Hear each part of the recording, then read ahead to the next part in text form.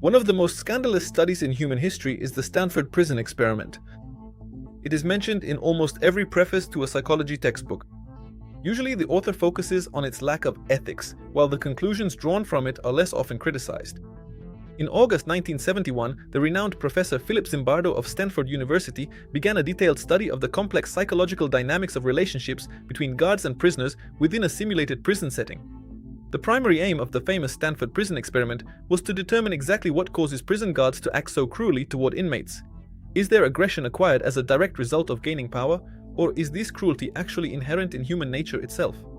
The experiment that followed revealed all the dark, hidden sides of the human subconscious, and it showed that ordinary individuals can transform into monsters when they are given power over others. In addition, it ignited several decades of intense academic debate and controversy that continue to this day. Today, we will examine why the Stanford Prison Experiment is considered the most disturbing and controversial of all psychological studies ever conducted, and why the data obtained from this experiment are considered potentially dangerous for all of humanity.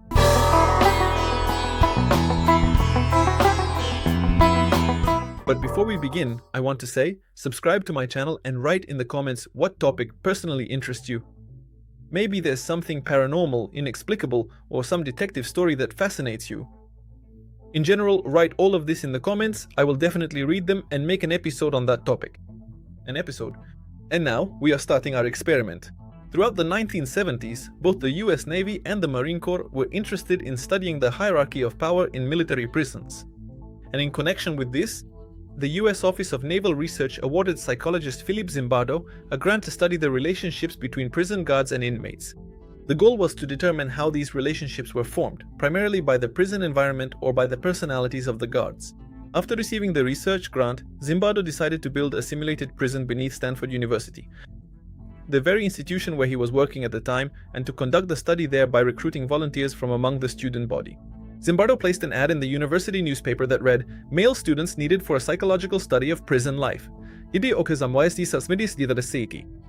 pay was $15 per day for 1 to 2 weeks. By the very next day, 70 applications had already been submitted. All applicants were thoroughly interviewed and given several personality tests. Anyone with a criminal record or a history of drug problems was excluded, as were those with notable personality disorders, physical disabilities, or psychological issues. In the end, 24 college students, all of European appearance, were selected to participate. I want to tell you that at that time, they had no idea what they were getting themselves into. Zimbardo and his team randomly divided the students into 2 groups, prisoners and guards. To prevent the students from intentionally choosing one side or the other, they were assigned their roles based on the results of a coin toss. Thus, 12 people were assigned to each group. 9 of them were active participants and 3 were alternates. On August 17, 1971, the experiment began. The 9 students assigned the role of prisoners had their homes raided by real police officers from the Palo Alto Police Department. Some students were even pulled out of their own beds, and they didn't fully understand what was happening. Each of them was taken into custody, then photographed, fingerprinted, and after that, with their eyes blindfolded, they were transferred to holding cells. And then, finally, they were placed in the simulated prison beneath Stanford. Do you even realize the scale of this experiment? It was so realistic and believable that it was simply impossible not to believe it. They signed some kind of paper, and the very next day, someone bursts in on them. Actual uniformed police officers arrive at their private homes, then take them directly to a real police station, where they are formally charged with the crime of armed robbery. Well, okay, it gets even more interesting from here. The fake prison turned out to be more than real because before building it, the researchers consulted with prison designers and former inmates. The cells were built in the Stanford laboratory facilities. Each cell had a door, a number, and a room for 3 prisoners. There was also a specially constructed solitary confinement cell located in a room that had previously served as a bathroom. As you can imagine, each group was in for a very different fate. The guards were given real prison guard uniforms, complete with batons and whistles. Many of the guards even wore sunglasses. These were meant to prevent eye contact with the prisoners. The prisoners in turn were stripped, searched, had all their personal belongings confiscated, and were dressed in prison uniforms with numbers. Underwear, they were not given any, after which everyone's heads were shaved and they were issued nylon stockings and told to wear them on their heads. After all the procedures, chains were put on the prisoners' legs and they were addressed only by their number and were also forced to refer to themselves and other prisoners in the same way, in the same manner. This was a recipe for dehumanization and oppression. Zimbardo himself took on the role of prison warden, and the researcher David Jaffe played the chief guard. These two held the responsibility of instructing the guards and for the list of duties that everyone was required to adhere to with absolute precision. But first and foremost, the guards were ordered to ensure that order was strictly maintained. To this end, they were allowed to use any necessary means except for the use of physical violence. Psychological pressure, denial of food, deprivation of personal time, and placing prisoners in solitary confinement were all permitted at the discretion of the guards. Unlike the prisoners, the guards were also allowed to work in shifts. Each shift lasted 8 hours and required 3 guards. After their shift ended, the guards were replaced and could leave the correctional facility, but they were asked to remain available in case of emergencies. As you can see, everything was as serious and realistic as possible. And under these conditions, an emergency situation occurred as early as the second day. On the first night, the guards decided to wake the prisoners at 2:30 a.m. Using a whistle, they justified it by saying they needed to check that everyone was in their place and to conduct a head count. Some of the prisoners did not take the head count seriously and continued to sleep, for which they were immediately punished by the guards, who made them do push-ups and various physical exercises. After the head count, everyone was sent back to their cells, but the next day, a riot broke out. All the prisoners tore off their numbers, took off the stockings from their heads, and barricaded themselves in their cells using their beds. When the new guard shift arrived the next day, they were alarmed to find that the prisoners were shouting curses at them and refusing to let anyone into their cells. The guards then decided to call for reinforcements and began to devise a plan to suppress the riot. A standby group was brought in to assist them, and the night shift volunteered to help and stay for an extra shift. And I want to remind you that it was only the second day of the experiment, and things were already looking pretty grim. To open the cell doors, the guards used fire extinguishers, thereby pushing the prisoners away from the barricades they had built.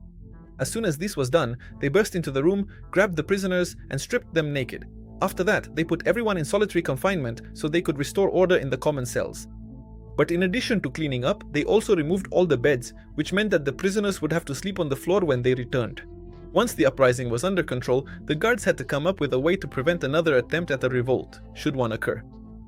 The solution was obvious: divide and conquer. The guards made one of the cells a privileged cell. Some of the prisoners were placed in this cell. There, they were given back their uniforms and beds and were even provided with special meals. The rest of the prisoners were not only denied any extras, but were also deprived of a normal diet. In addition, they had to sleep on the concrete floor. After a few hours, the guards randomly moved the prisoners around.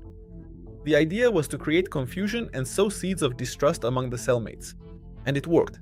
After the uprising, living conditions quickly deteriorated. The guards began to focus on psychological pressure against the prisoners, forcing them to shout their identification numbers. The prison quickly became dirty and gloomy. The right to take a shower became a privilege that could be denied, and often was. Prisoners were also forbidden to use the toilet at night and were forced to use a bucket in their cell. Soon, the guards stopped emptying the buckets, reasoning that the unpleasant smell was just another punishment for misbehavior. Some prisoners were forced to clean the toilets with their bare hands. Zimbardo closely observed how the guards were becoming increasingly aggressive, while the prisoners grew more submissive. His records state that during the experiment, every third guard began to display sadistic tendencies, especially at night when they thought all the cameras were turned off. Just 36 hours into the experiment, prisoner Doug Corpy began to suffer from what was described as an acute emotional disturbance. He would alternate between crying and fits of rage, showing all the signs of impending madness. The guards couldn't resist taking advantage of this opportunity to persuade him to become an informant. But when his erratic behavior continued, the staff realized that Doug was truly in trouble and needed to be released from the experiment. One of the students volunteered to take his place. He was assigned the number 416 and sent to a cell. He was truly horrified by the guards' treatment and immediately declared a hunger strike, for which he was sent to solitary confinement for 3 hours. During this time, the guards forced him to hold sausages in his hands, which he refused to eat. The other prisoners saw him as a troublemaker and a rebel. The guards can't miss such an opportunity to play on the prisoners' feelings, so they offer them a choice. Either they give up their blankets, or number 416 will spend the whole night in solitary confinement. The prisoners chose to sleep with their blankets. On the 5th day, Zimbardo convened a parole board, which was headed by a real prison psychologist. Afterwards, the prisoners were offered the chance to leave the prison on their word of honor, if they agreed to forgo their payment. Most accepted this offer. Zimbardo uses this fact to show how deeply the participants had immersed themselves in their roles. But he still refused the prisoners, and no one was allowed to leave the experiment. One of the participants even developed a psychosomatic rash all over his body when he learned that his request to leave on his word of honor had been denied. Confused thinking and tears became commonplace among the prisoners. 2 of them were so shocked that they even attempted to take their own lives. Zimbardo decided to end the experiment early only when Christina Maslach, a graduate student and his fiancé at the time, came to the improvised prison to talk with the prisoners. She had not been following the progress of the experiment and was simply shocked by what she saw. Zimbardo mentions that out of all 50 witnesses to the experiment, only she questioned its ethics and humanity.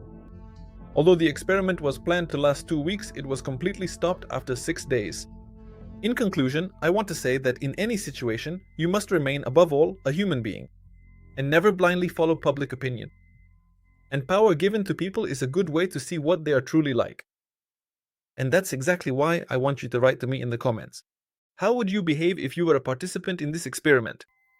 I would be very interested to read your answers, and this was Alex Brok with you.